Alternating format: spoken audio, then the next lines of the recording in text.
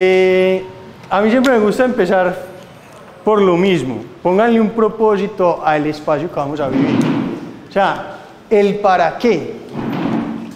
Pregúntense eso, no el por qué, porque inclusive hoy es de los días que veo más personas, pues hay muchos que ya he visto varias veces y no veo tantos nuevos, pero los que están nuevos, pues para todos, pregúntense más que el por qué, el para qué.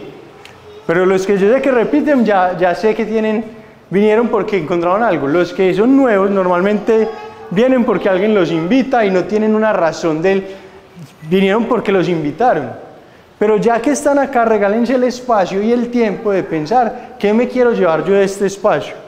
Y no solamente en el área financiera. Yo muchas veces leo libros de finanzas y me hago una pregunta de liderazgo. Leo libros de relaciones y me hago una pregunta financiera, porque la vida no es lineal.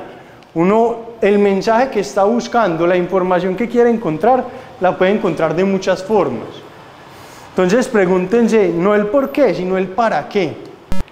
¿Qué es eso que te gustaría a ti lograr o encontrar en este espacio? ¿Qué respuesta te gustaría llevarte? Seguramente todos tenemos cosas en la vida en las que queremos avanzar y resolver, pero tenemos unas prioridades. Entonces que ábranse a la información y regálense un minuto para que piensen cuál es su para qué de este espacio, que va a ser de alrededor de 45 minutos.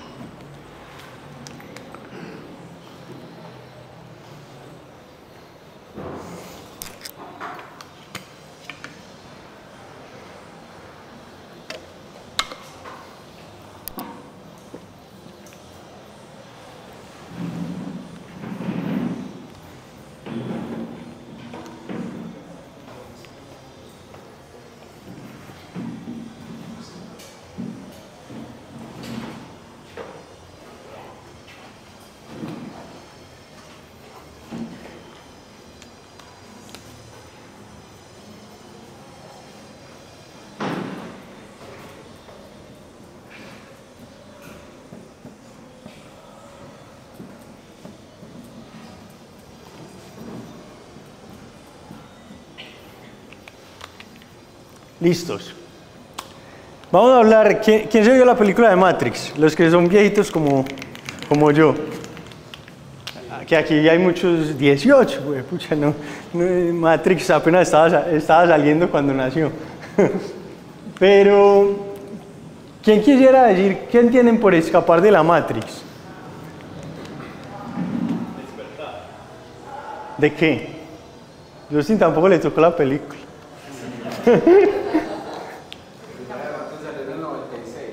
Imagínese.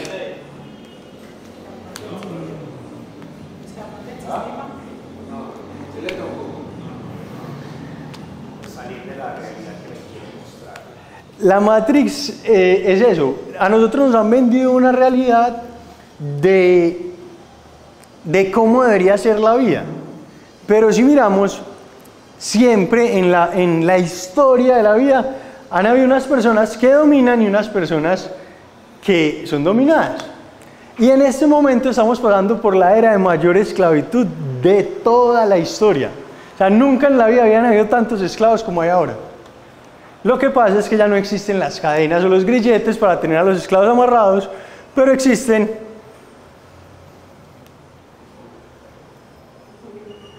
cositas como estas y otros servicios de crédito que amarran a las personas. Entonces, este fue el primer taller con el que iniciamos esto. Nosotros íbamos a hacer una secuencia de 4 jueves y esto se ha ido extendiendo porque nos dimos cuenta que en verdad cada semana llegan personas nuevas y se van conectando y esto es un tema de nunca acabar. Y quise repetirlo porque hace días yo no tenía el espacio, ya no estaba parado aquí al frente del espacio, entonces quise hablar de escapar, pues volver al inicio de por qué iniciamos esto. Entonces, cuando yo hablo de escapar de la Matrix, es que nos hagamos conscientes de que hoy posiblemente estamos viviendo una historia, una forma de vivir que nos invitaron, pero realmente no fue la que nosotros definimos posiblemente. O que en ese ir y venir de la vida nos hemos metido en un montón de responsabilidades y estamos esclavizados sin darnos cuenta. Entonces es muy importante, cuando uno conoce la información, pues ya tiene herramientas para salir y cambiarla. Y para hablar de esto, les voy a contar la historia de cómo ha habido una evolución a lo largo de la historia con la esclavitud. ¿Cómo era la esclavitud al principio? Una esclavitud total, o sea, en Egipto, como nos cuentan que se construían las pirámides, ¿cómo era? ¿Cómo estaban los que trabajaban construyendo las pirámides? No tenían ningún derecho, no tenían nada. Les daban la comida necesaria para que no se murieran. Pero ¿qué derecho existía? No. Estaba 100% amarrado y 100% sometido. Después ya hemos ido como una cierta evolución, o sea, y para entender esa evolución tenemos que entender que existen unos factores productivos y que los factores productivos han ido evolucionando. ¿Quién de acá estudió de pronto administración o algo similar y se acuerda cuáles son los factores productivos que tenemos? Que nos enseñan en casi siempre empezando en las materias económicas. ¿Ah? No, los factores productivos: tierra, trabajo, capital. ¿Cierto? ¿Cómo se produce? La tierra es un factor productivo, el trabajo y el capital, ¿cierto? Pero yo le pondría una evolución más. Ahora estamos teniendo un factor productivo que es la información. Estamos entrando en una era de la información, que hacia allá va a ir la esclavitud más adelante, pero todavía estamos en esa transición. Entonces, con esos factores productivos se ha ido generando la esclavitud después del tiempo. Cuando en Europa, que fue donde se empezaron como a liberar los esclavos, ¿quién escuchó alguna vez la palabra feudalismo? ¿Y quién se acuerda qué es el feudalismo? ¿O quién me explica a grandes rasgos qué es el feudalismo? Es como el que recoge un impuesto. El dueño de la tierra, trabaja en el dueño de la tierra y los otros trabajan. Existían los reinos, ese era el reino, y el reino lo partía en parcelas. Como habían reinos muy grandes y él no podía manejar todo el espacio, entonces él aquí nombraba un señor feudal. O sea, a cada uno de estos espacios le nombraban un señor feudal que se encargaba de administrar esa tierra por el rey y de hacerla producir. Pero como el señor feudal tampoco se podía hacer cargo de toda la tierra, ¿el que hacía? Él partía también su parcelita y se la entregaba a alguien. Venga, yo le voy a dar esta tierra, usted cultiva aquí, pero lo que saque me da un porcentaje, como un impuesto. Y él le entregaba la tierra y lo que producía, él se lo llevaba al señor feudal y se quedaba con una parte. Pero si la tierra ese año, recordemos que en Europa hay estaciones, entonces la gente en primavera siembra, en verano protege, en otoño cultiva y en invierno sobrevive con lo que tienen de la producción. Pero ¿qué pasa si esa producción no fue muy buena? El señor feudal le decía: no señor, venga, usted no me trajo esto este año, el año entrante me trae esto más esto. Entonces, ¿qué pasaba? Quien tenía la tierra, ¿qué tenía que hacer? Trabajaba, supuestamente era libre porque ya tenía incluso un derecho sobre la tierra no era de él, la tierra era del señor feudal, a su vez del reino, pero lo que él producía, o sea, el fruto de su trabajo, iba para otro. ¿Cómo se llama cuando yo trabajo, pero el fruto del trabajo no es para mí? Esclavitud, ¿cierto? Pero cambió de nombre. Pero seguían existiendo esclavos. Y si no producía lo suficiente, incluso quedaba con una deuda para más adelante. Pero el campo fue evolucionando, empezaron a cultivar. Por aquí habían unos que tenían ovejitas y se dieron cuenta que podían sacar telas y otras cosas y fueron evolucionando. Y estos artesanos se dieron cuenta que podían tener una nueva forma de producción. Tenemos borrador, no bajamos borrador. Regalan una hojita de pronto. Que había una nueva forma, entonces ya no dependían de la tierra. Los artesanos podían producir sin necesidad de tierra. Y quienes manejaban el sistema se dieron cuenta que esa evolución ya dejaba de estar la tierra, pero había un nuevo factor productivo. ¿Cuál era ese nuevo factor productivo que empezaba a tomar validez? ¿Ah? El trabajo. El trabajo. ¿Cómo trabajan los artesanos? O sea, ¿cómo producían los artesanos? A través del trabajo. Y nació, pues las personas que manejaban esto se dieron cuenta, se nos están volando, se están yendo para la ciudad, vienen a trabajar, hay que hacer un cambio. Y nació la era industrial. Entonces ya no entregaban parcelas, sino que empezaron las construcciones de las ciudades a raíz de la era industrial. Que es para que seque un poquito, pero este está más fuerte.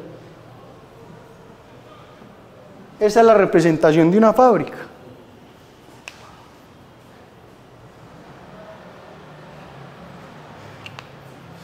Y empezaron a construir fábricas y le decían, usted es artesano, venga, usted viene a la ciudad, yo le doy donde vivir, yo le doy su alimentación y usted trabaja. Y yo le doy un salario. Y empezaron las personas a vivir en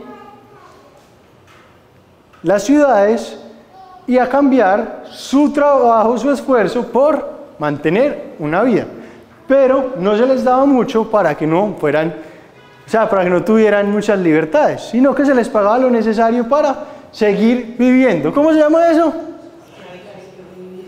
Sobrevivir, pero más o menos esclavitud, ¿cierto?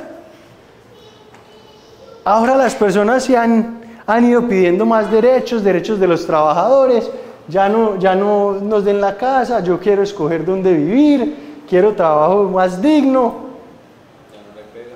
¿cierto? Ya no le pueden pegar, ¿cierto? Pero ahora hay una nueva evolución. ¿Cuál es el factor productivo que nos falta de los tres que hablamos al principio? El capital. Estamos en la era, yo les decía, de mayor esclavitud de la historia, pero las personas somos más libres, aparentemente, nos han dado más libertades. Pero a través del capital, las personas se esclavizan y no se dan cuenta. Pero es porque nos han vendido que ese es el sueño, la manera de conseguir las cosas. Y ya les voy a explicar cómo funciona más o menos esa esclavitud, pero les voy a explicar más importante que eso, el por qué y cómo podemos salir nosotros de ese ciclo. Pero entendiendo que el sistema, la Matrix, está diseñada para que nosotros estemos atrapados y eso parezca una rueda de hámster de la que no nos podemos bajar, ¿cierto? Entre usted más rápido se baje de la rueda de hámster, mucho mejor. Incluso muchas veces cuando las personas llegan a mí y me dicen, no, pues si yo gano muy poquito, mejor, porque menos esclavizado está, menos amarrado está. Porque cuando usted se monta en una rueda de Chicago a darle para bajarse es un problema el hijo de puta.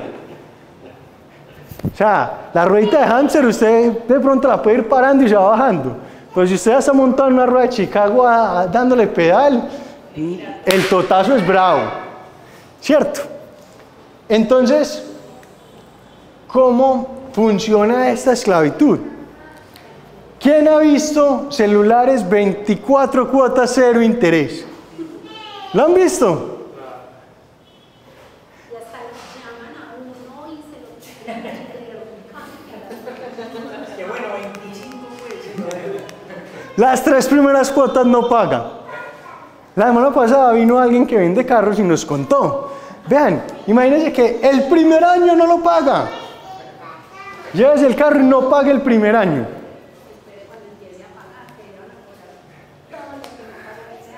No, pero hablemos del cero interés. ¿Por qué les voy a hablar del cero interés? Porque el cero interés es una de las formas que más esclaviza y que más fácil hace que las personas caigamos. No lo hagamos con... bueno, hagámoslo con los 2 años. Un iPhone vale $1.000, $1.200, un iPhone Pro, ¿cierto? Tan, $1.200. 24 cuotas de $50, me da exacto, ¿cierto? Y el salario promedio en Colombia, $1.000, ¿o no? O vivo en una Colombia diferente. No, pero hablemos de un salario de 1.000. O hablemos de un salario de $500, que es más aterrizado. Pues entonces una persona tiene un salario. No, hagámoslo de 500 para que sea muy real. $500, pero como le pintaron que ese iPhone iba a ser una maravillosa idea,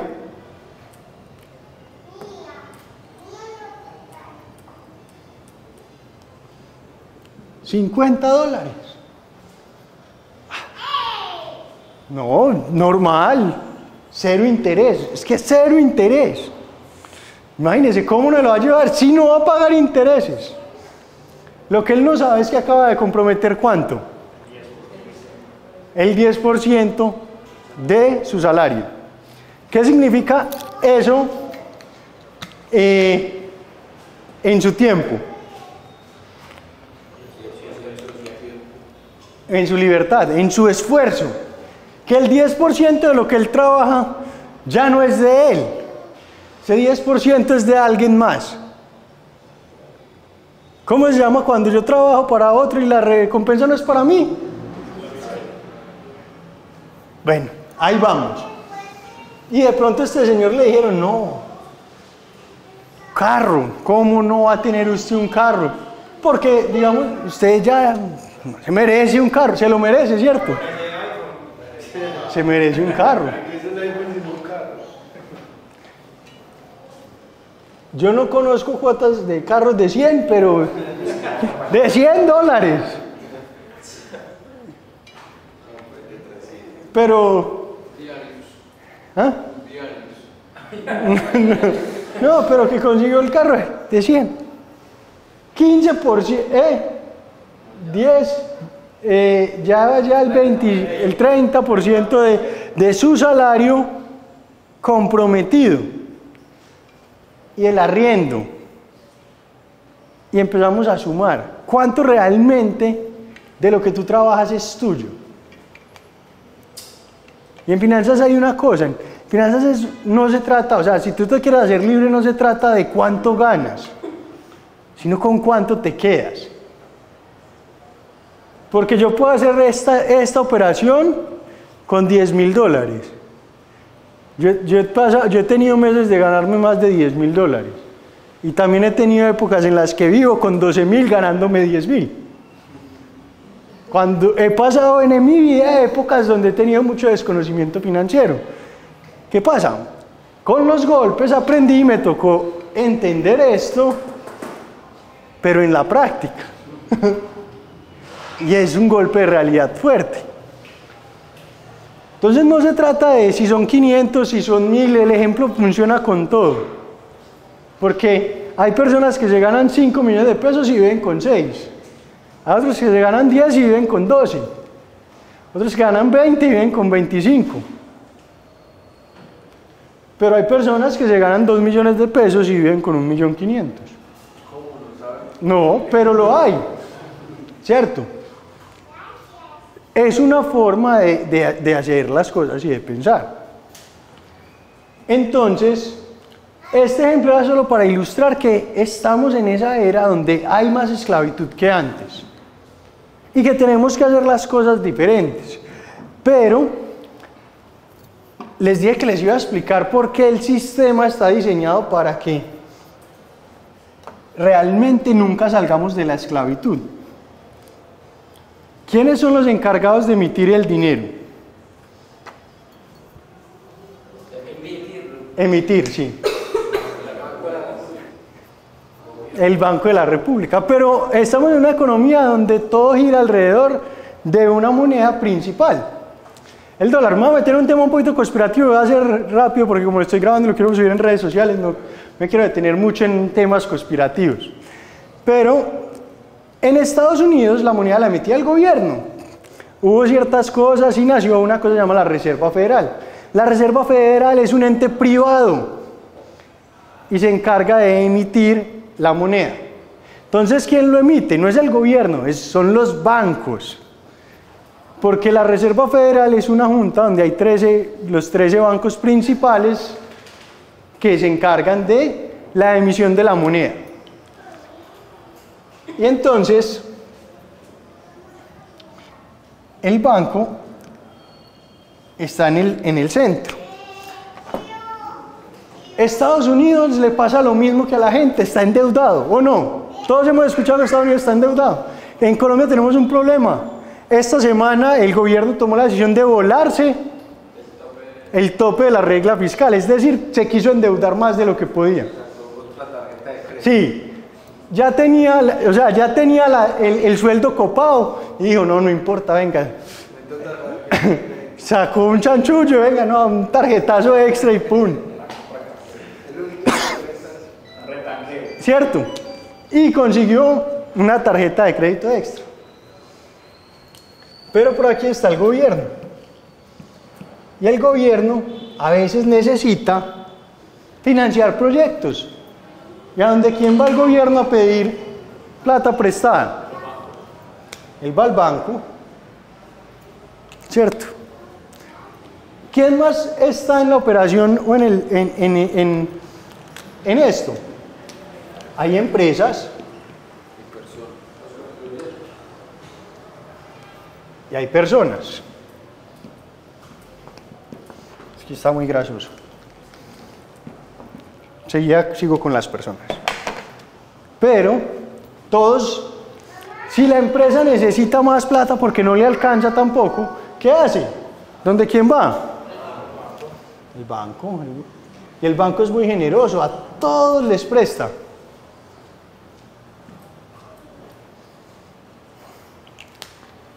El gobierno. Pero cuando el gobierno le quiere devolver la plata al banco, ¿qué le dice el banco? Yo le recibo mi capital, pero me tiene que dar capital más intereses. Entonces, ¿qué tiene que hacer el banco si quiere pagar esos intereses? Hey, muchas gracias, papá. No, ¿cómo? ¿De dónde sale la plata del gobierno? De los impuestos. Entonces, ¿qué dice el gobierno? No, yo tengo que pagar esto. Señores de empresas, paguen impuestos. ¿Cierto? Entonces, estos señores van a pagar más impuestos. Y a las personas que les dice, señores, ustedes también, hagan el favor. Impuestos. Esta empresa, como ya ahora tiene que pagar impuestos y que le quiere devolver la plata al banco, ¿qué necesita? Darle el capital más ¿qué? También capital más intereses. ¿Qué tiene que hacer él? Subir los precios. ¿Cómo se llama esto? Inflación. Entonces este señor ahora tiene que pagar precios más caros porque las empresas le subieron los precios, pagar más impuestos y no le alcanza. Entonces va al banco, el banco es generoso, le presta la plata, pero capital más interés. Entonces, ¿cuál es el más afectado acá? Las personas. Y miremos una cosa, estas salidas son de tipo residual. O sea, yo quiera o no quiera, esas salidas me pegan. Esas salidas me golpean. La única que yo puedo tener la elección de no tomar es la de los intereses. Pero es una salida que normalmente no para. Voy a hacer otra grafiquita que les va a ayudar a ilustrar un poquito más. ¿Claro esto? ¿Alguna duda, alguna pregunta de... Ya está sistematizado la matriz. O sea, esto ya está creado. ¿Nosotros podemos cambiarlo?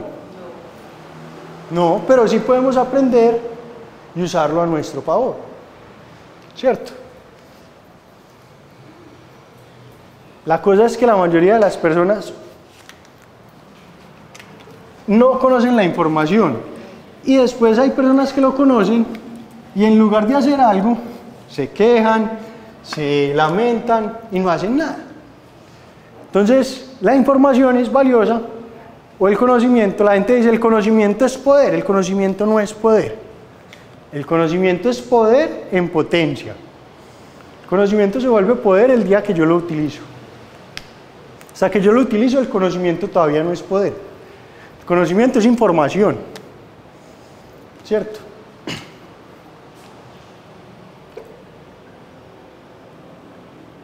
¿Qué es esto?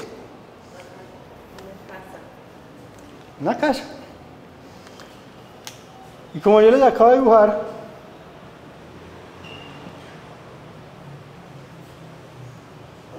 estas son salidas y están en forma de tubería. Son salidas que no paran, que son los impuestos, la inflación y los intereses. Son salidas que no paran. Una persona puede decir yo no voy a pagar impuestos. No. No, hay unos que pueden, pero ¿quién va a ir al mercado y va a decir no éxito, no me cobre el IVA? Entonces una persona puede pagar los impuestos, no. Es más, en la tienda del barrio, es que el señor no me cobra los impuestos, no, el señor ya pagó los impuestos cuando compró y a usted le está vendiendo y le está cargando esos impuestos. Entonces alguien puede decir que va a evitar los impuestos, no. Y si el gobierno mañana pone otro impuesto, uno puede ponerse muy bravo. Pero ¿qué pasa? Hay que pagarlo. O sea, ¿esto se puede saltar? No. ¿Y la inflación se puede saltar? Incluso los intereses, si ya tienes una deuda, no se pueden saltar. O sea, son salidas que son residuales. O sea que todo lo que entra aquí, digamos que las casas se alimentan con agua y estas son salidas de agua. Esas salidas sí o sí se van a ir llevando parte del ingreso. ¿Cuál es el problema? ¿O de dónde viene? ¿O dónde se genera muchas veces el problema? Que las personas vienen cargando baldes de agua y le echan a esto. Entonces las salidas son más rápidas que la entrada. ¿Qué sería el balde de agua de las personas? El salario, el trabajo. Esto depende 100% de que yo salga y traiga el balde. El salario o el ingreso si es un autoempleado o incluso pues la mayoría de las personas que tienen un negocio, ¿qué hacen? Salen a trabajar, pero el día que no trabajan, ¿qué pasa? No les pagan, entonces no hay balde. ¿Qué sería lo inteligente o cuál sería el cambio que uno puede hacer con esto? Si quiere que las cosas sean diferentes,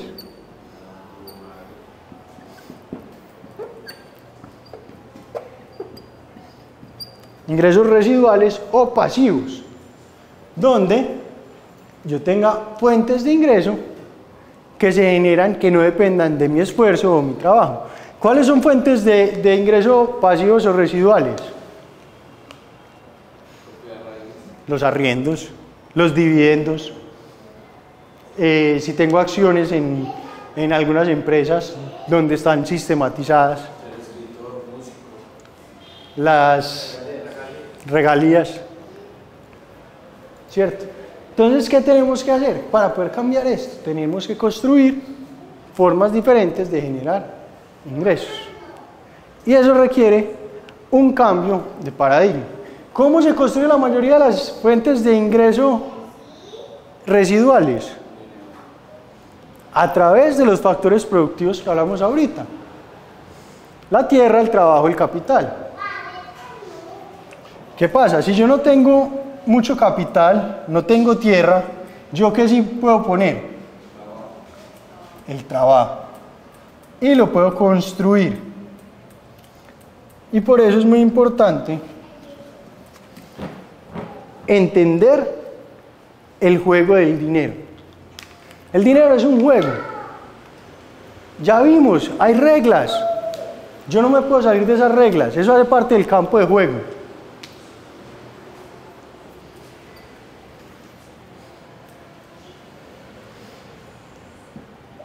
A mí, pues el deporte que más fácil yo creo que todos conocen es el fútbol, ¿cierto? Hay unas reglas que yo no puedo modificar. Yo no le puedo decir al gobierno, no, estoy en desacuerdo con los impuestos, no quiero la inflación, señoras empresas, no suban el precio. No, eso son cosas que ya están y las reglas del juego ya están, el juego ya se está dando. Y yo quiera jugar o no, lo tengo que jugar. O sea, por el hecho de vivir, yo ya estoy jugando el juego. Yo puedo decidir hacerme el huevón y no mirarlo, o puedo tomar la decisión de ser un protagonista del juego y pararme bien en él. Entonces, aparte del campo de juego, que son las reglas que no podemos modificar, pero sí podemos entender para usar a nuestro favor, porque cuando yo entiendo que los bienes siguen y ganan valor, pues hago inversiones en bienes que no se deprecian, sino que aumentan de valor en el tiempo. Y voy en contra de la inflación. Bienes raíces, oro, o sea, activos. ¿Cierto? Cuando yo entiendo esto, me preparo y, por ejemplo, me vuelvo empresario. Los empresarios se pueden proteger mejor contra los impuestos, porque muchos de esos gastos se pueden descontar. Entonces, yo puedo pararme mucho mejor en la cancha. Pero hay algo que está incluso en nuestro dominio y tiene que ver con, en un campo de juego, ¿qué tipos de jugadores hay? Ofensivos y defensivos. En nuestras finanzas nosotros tenemos las mismas posiciones, tenemos una posición ofensiva y una posición defensiva. Entonces, ¿qué es la posición ofensiva? Yo tengo que generar más dinero y para mí esa es la más importante, porque la posición ofensiva, usted no tiene un tope, a usted nadie le ha puesto un techo y le ha dicho, usted gana hasta ahí y no puede ganar más. En un trabajo sí, pero usted en su vida puede salir y ganar más, sí. Se puede capacitar para cobrar más por sus dones, por sus talentos, por sus servicios. ¿Cierto? Entonces la ofensiva, que es la generación del dinero, yo me puedo parar de una manera diferente y tener un resultado diferente. Entonces, ofensiva, ¿cómo hago goles? Y la posición defensiva es evitar que me hagan goles. ¿Cómo evito yo que me hagan goles? O sea, en finanzas sería retener y multiplicar ese dinero. ¿Cómo lo retengo? Un plan de ahorro, un plan de tener un presupuesto, un plan de donde yo no me gaste todo lo que me gano. Y con la diferencia hago inversiones que me protegen del campo de juego. Cuando yo entiendo esas dos, tengo una buena posición y me puedo parar para tomar una posición provechosa. Pero ¿qué es más importante? ¿La ofensiva o la defensiva? Las dos son muy importantes. Pero para mí la ofensiva, porque tiene un campo de acción mucho más ilimitado. Cuando yo hablo de el campo de acción, me acuerdo de esto. Les voy a hacer un cuadrito para cerrar el espacio, para que identifiquen en la posición en la que hoy se encuentran dentro del juego. Y que posiblemente esto los lleve, pues, El objetivo mío con este espacio es que ustedes tomen una acción frente a esto. Mucha gente ha visto este cuadrante, pero este no es el que todos han visto.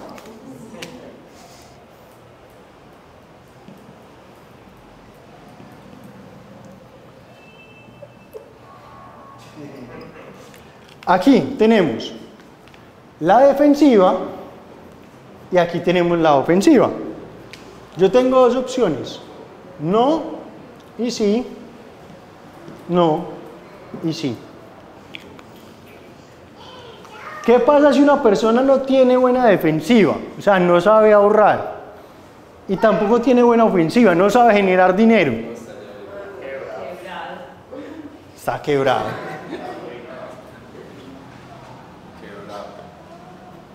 ¿Cierto? Una persona que se gana el salario mínimo y se lo gasta todo, está quebrado.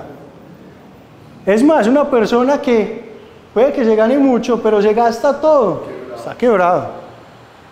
¿Cierto? Si supongamos, y que dependa solamente de ese salario, o sea, solamente no sabe producir, sino que tiene un buen cargo y tiene un buen salario, está quebrado. ¿Qué pasa si una persona no tiene defensiva, pero tiene ofensiva? ¿Por qué me voy a saltar a ese? Porque puede ser, hay gente que gana mucho, no depende del salario, sino que sabe generar dinero. O sea, tienen habilidades, dones, talentos, y generan muy bien dinero. O sea, contrario al que está aquí, que solamente depende de esa fuente y ya, no sabe sino esa fuente.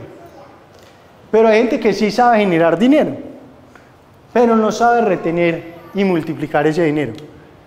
¿Cómo está? Yo siempre digo que esta persona vive en estatus.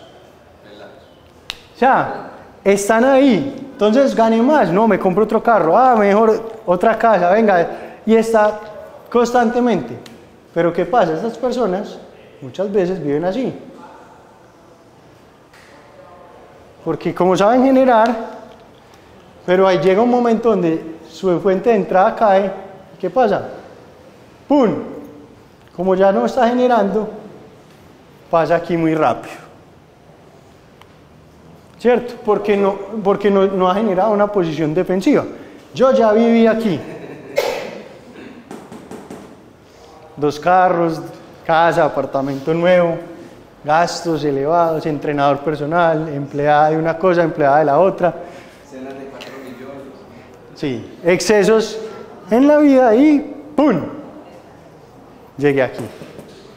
Y como no supe parar el estilo de vida y me daba pena dejar de mantener el estatus que tenía, ¿qué hice? Tarjetas de crédito. Y cuando menos pensé estaba aquí, más quebrado que hueva de luchador.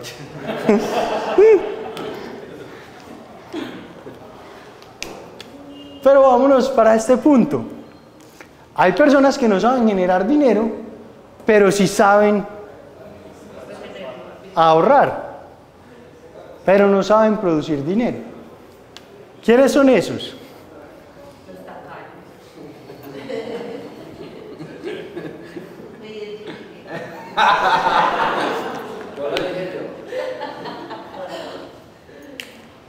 Me identifiqué. Estas personas tienen una ventajita, Liz, y es que construyeron como una maquita.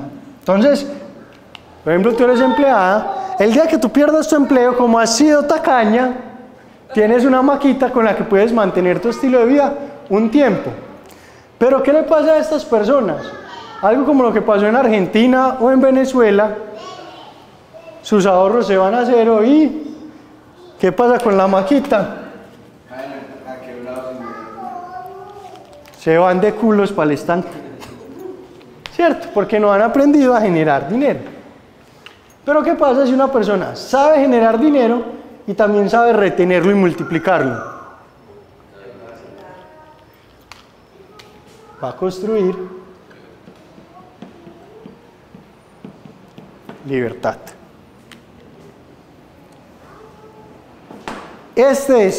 para mí, esa es la verdadera riqueza, poder tener libertad. Y la verdadera libertad es yo poder escoger qué quiero hacer, cuándo lo quiero hacer y con quién lo quiero hacer, sin que el dinero ni el tiempo sea una limitación. Eso para mí es la verdadera riqueza. Yo conozco, un día dando un taller parecido a este, me encontré con un señor que me dijo, yo hasta ese momento todavía yo no, o sea, yo he ido evolucionando, he pasado por aquí, pasé por aquí, este sí no lo he conocido. A mí me ha gustado la buena vida y los buenos gustos, entonces no he pasado por allá.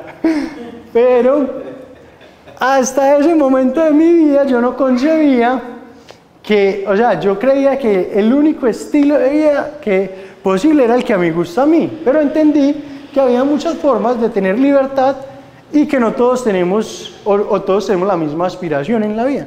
Entonces yo fui a dar un taller y ese man me sorprendió, porque él me dijo, yo soy libre hace muchos años y yo, sí, ¿cuánto se gana? 5 millones de pesos, como 5.400.000, eso fue hace como 6 años, y yo, sí, cuéntame cómo es ese man. O sea, yo fui a ese taller y realmente fue uno de los talleres más educativos que yo he tenido en mi vida. Yo lo iba a dar, pero me llevé demasiada información.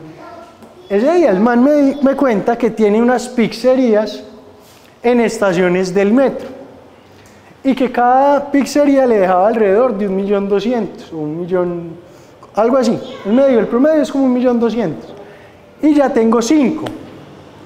Con los gastos, cada una tengo un empleado, entonces realmente yo no necesito más. Yo vivo en casa propia, entonces mis gastos son muy bajitos. Mi casa es estrato 3, creo, o 2, no me acuerdo.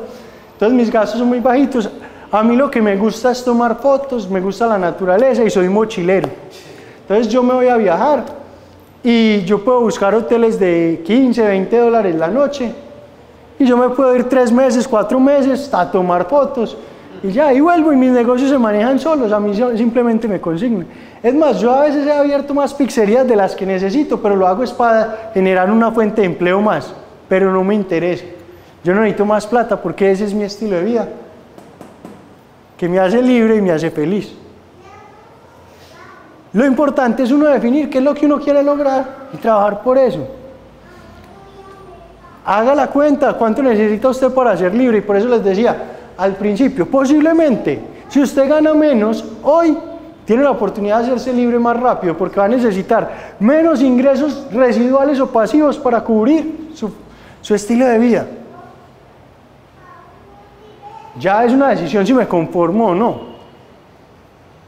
Yo he construido unos ingresos residuales, pero ni cerquita están del estilo de vida que yo quiero.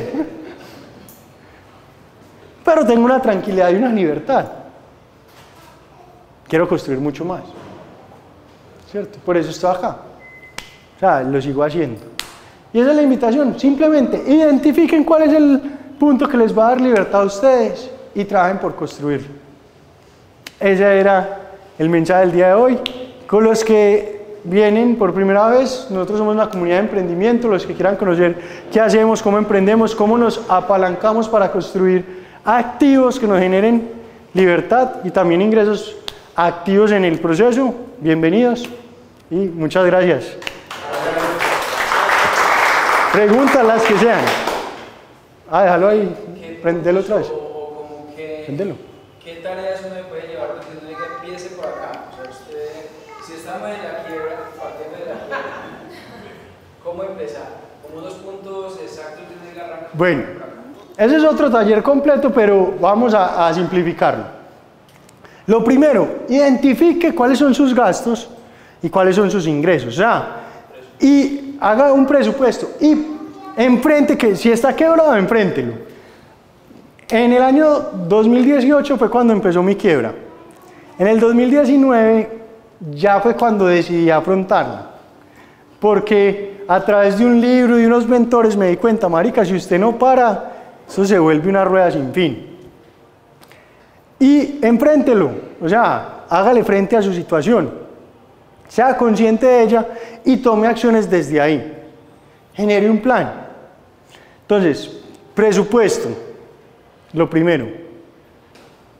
Yo me enfocaría en generar una nueva fuente de ingresos, sí o sí. No muchas, una fuente de ingresos extra.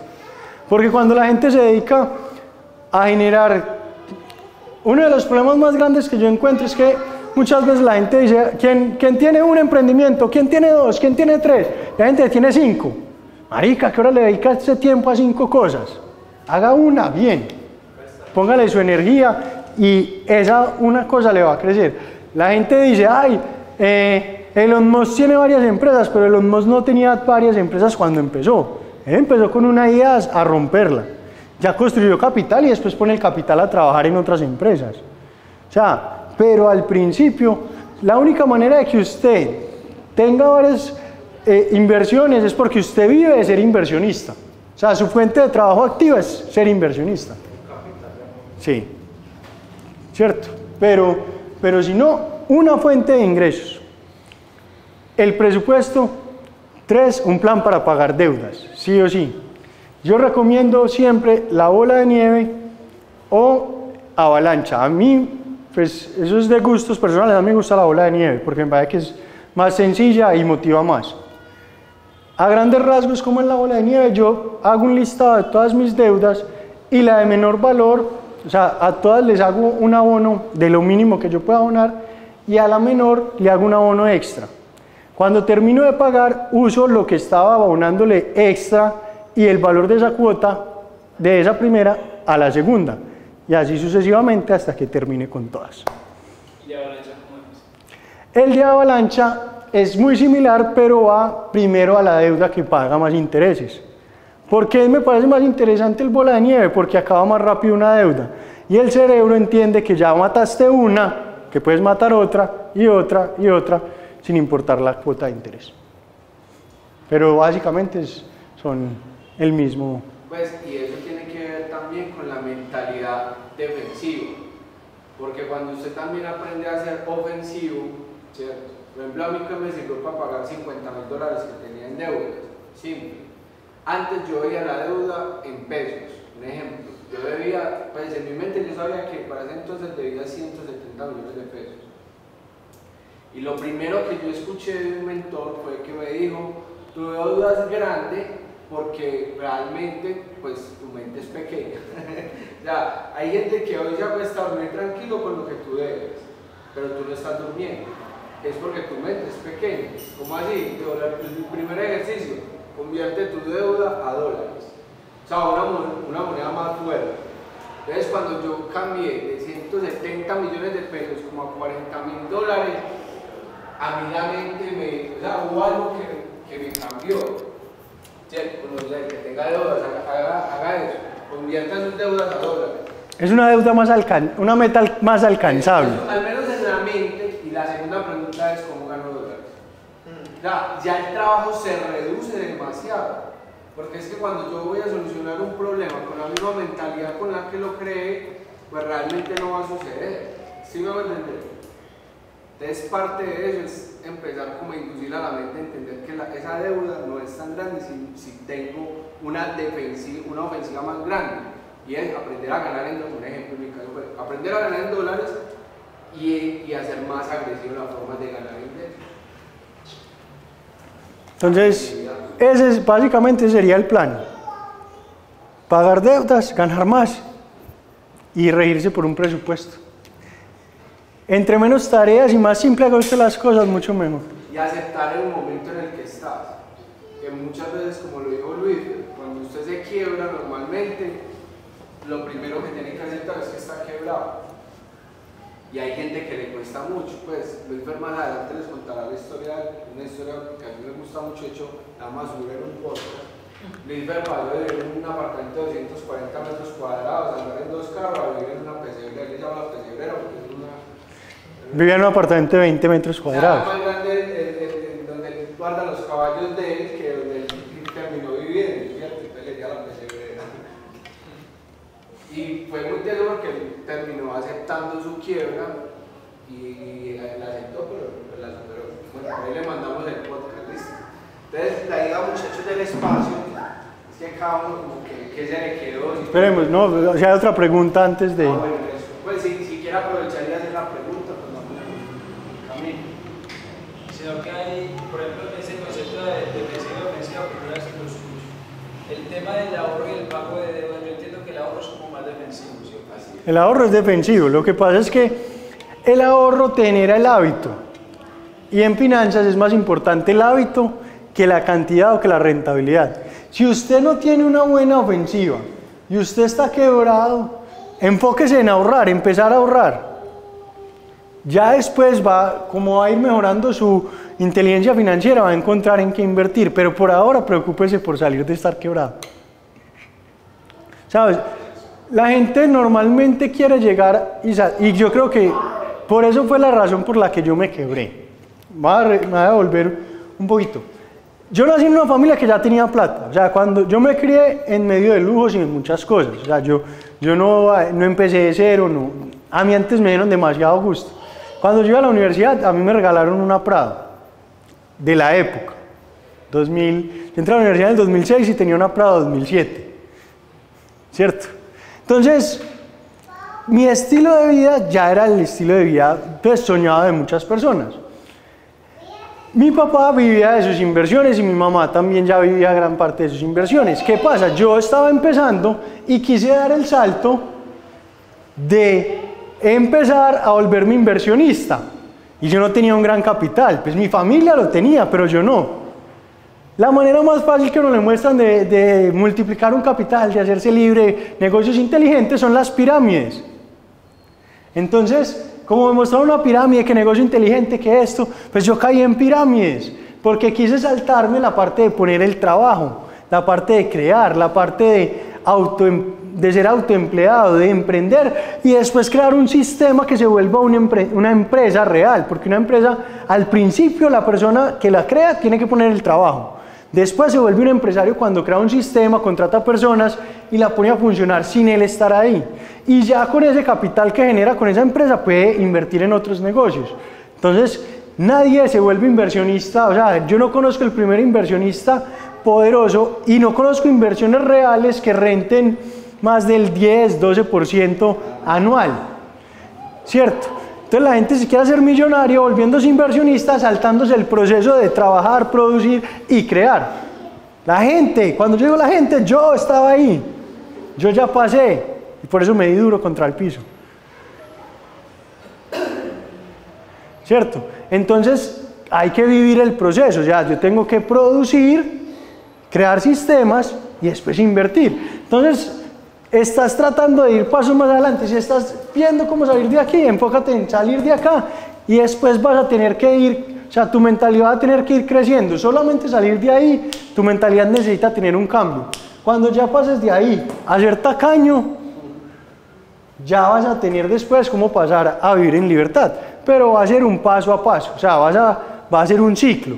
Entonces, preocúpate, yo siempre digo, preocúpese por los pasos que tiene que dar en el momento adecuado.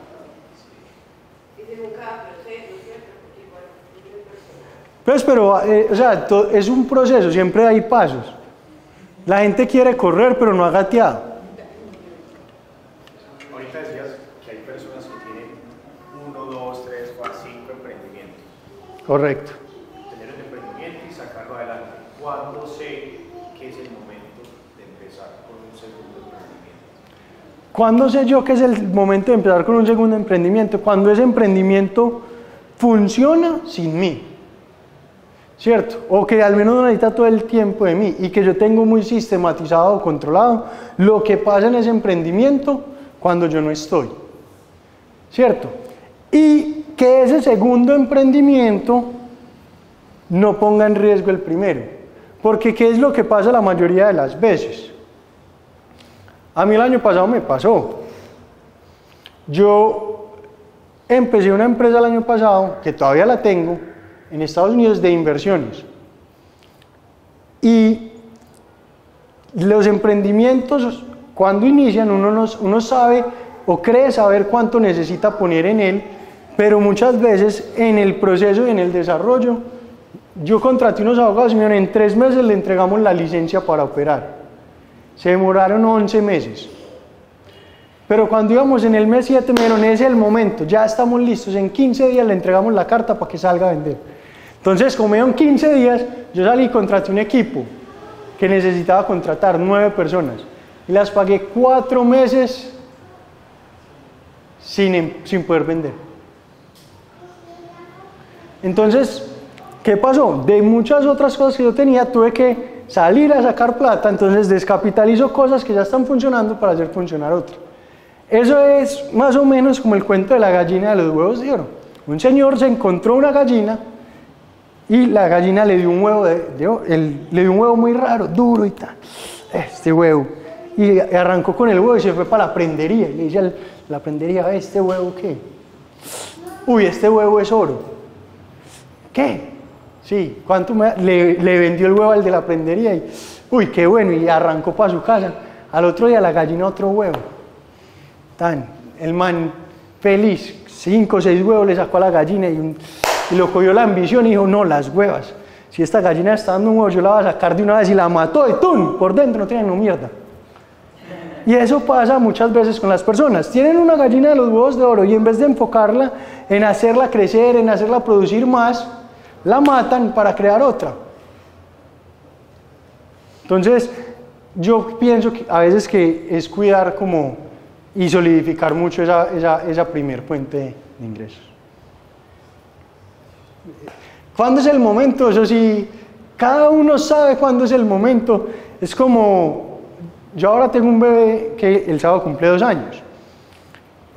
Yo sé que a mi hijo me dice que él tiene un carrito que es de control o que él puede manejar solo. Él a veces me dice, papá, pues yo no le suelto el carro, ¿cierto? ¿Cuándo será el momento? Llegará.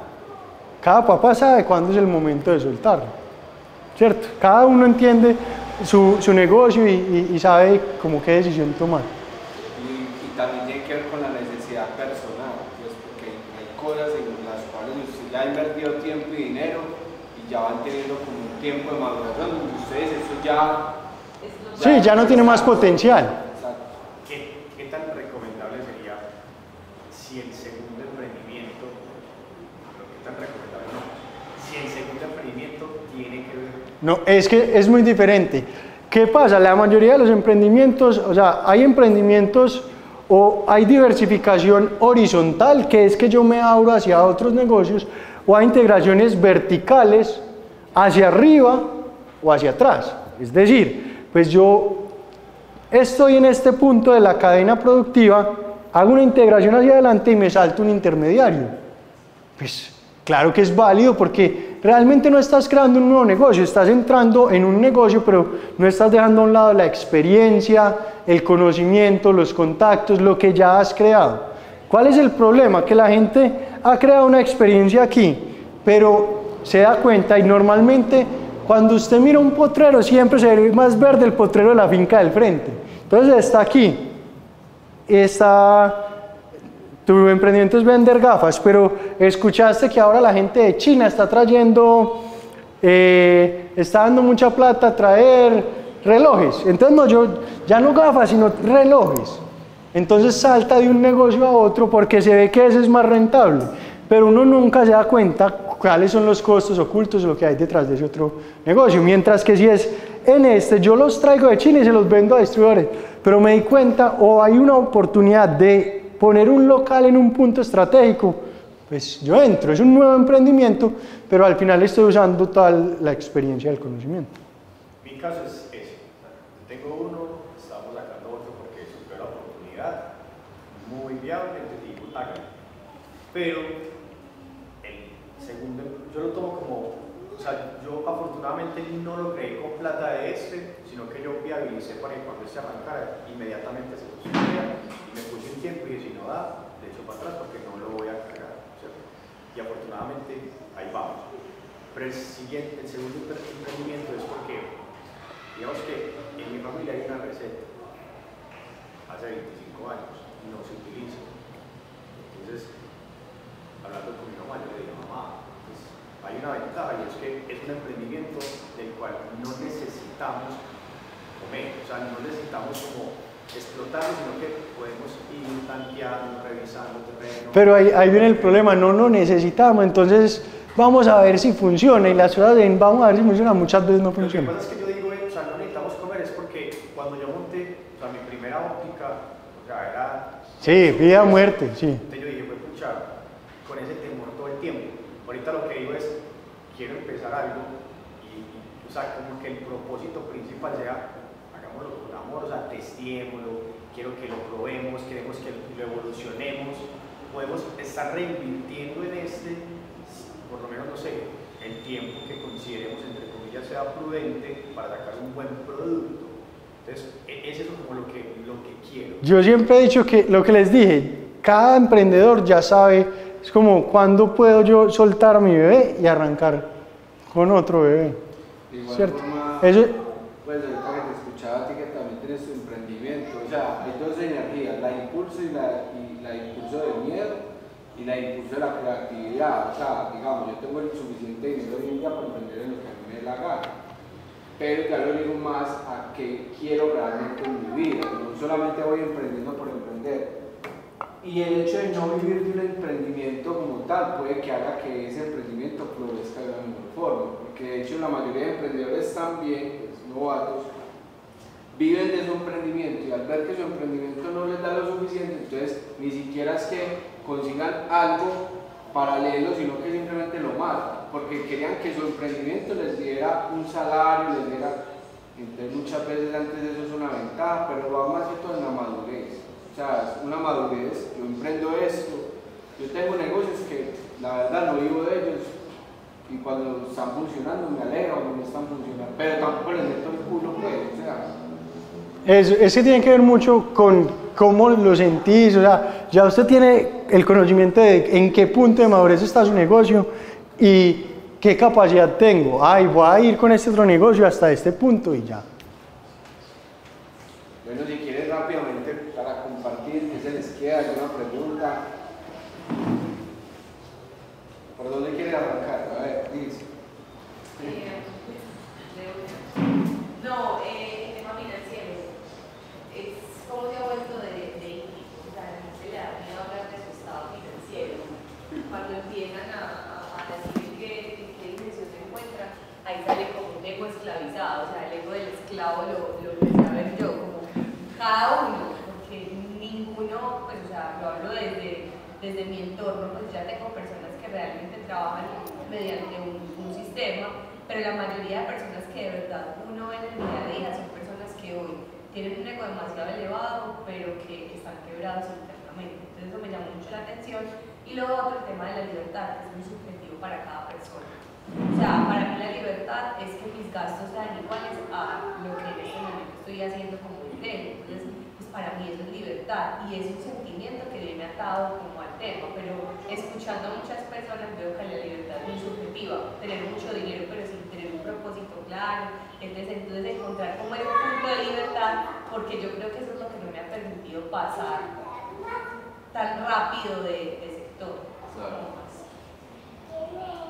Claro, igual uno se